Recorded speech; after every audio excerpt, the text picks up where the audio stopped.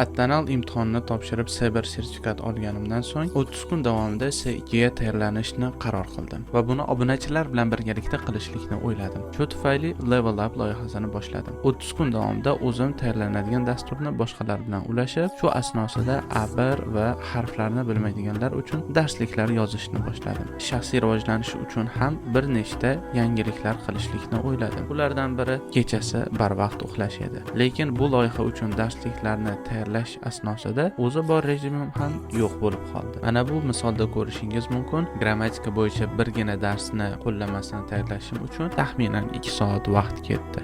Lekin bu 2 soatni o'zi bilan dars tayyor bo'lib qolmadi. 5 daqiqa dam olganimdan so'ng qo'llanmani video darsligini yozishni boshladim. Bunga ham taxminan 40 daqiqa vaqtim ketdi. Hatto planshetim ham chidolmay o'chib qoldi. Lekin men o'chmasdan o'tirishga harakat qildim. Shu bilan 3 soat vaqtim birgina grammatika darsini yozishlik bilan o'tdi.